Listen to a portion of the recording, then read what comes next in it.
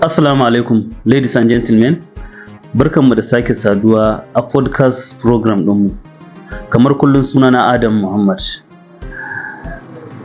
A bidiyon da ya gabata mun yi bayani akan wace irin sana'a za ka iya farawa da naira miliyan 1, wato 1 million naira as a capital, ma'ana jari kenan. So, wannan ana magana kuɗi kenan. So, abin da nake so matasa su gane shine cewa fa yanzu ba wai magana kuɗi ake nufi ake magana cash da zai zama jari ba. Ana magana skills ne, duniya ta canza, yanzu akwai technological advancement da yawa. Kullum every single seconds akwai new innovations da yake fitowa domin rayuwar nan ta sauƙaƙa. So ina ba matasa shawara, digiri ka gama, diploma ka gama ko secondary school, duk wannan ba zai zama ya kange ka akan zuwa ka koyi skills ba. Kar ka gama digiri ka ce kai ka tafi neman aiki baka komai.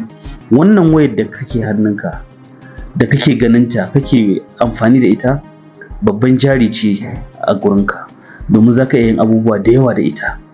Daga cikin skills ɗin da nake so mu ɗan koya a wanda zai mana amfani a 2024 ɗin da muke shiga, suna nan kamar guda 10 zan lissafa mana su. Da Allah ɗan uwa ka je ka bincika kowanne ka ga wanne za ka iya koya. Duk guda ɗaya idan ka koya jari ne a gurinka. Na farko akwai generative AIs, wato AI artificial intelligence da yawa irin su ChatGPT, irin su Google Bard, irin su Dell da dai sauransu. So ka je ka bincika ka koyi wayannan abubuwan, za su zama maka jari sosai. Akwai cyber security, yadda za a protecting ɗin cyber da sauransu, da saboda hackers da suke fama da internet suke sacewa mutane bayanai da sauransu.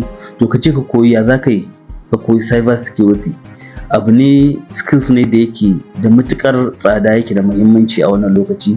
Akwai sustainable technological solution, akwai cloud computing, akwai data science and analytics, akwai human computer interaction, akwai blockchain, akwai full stack web development, akwai virtual reality ko and augmented reality, AR da VR kenan.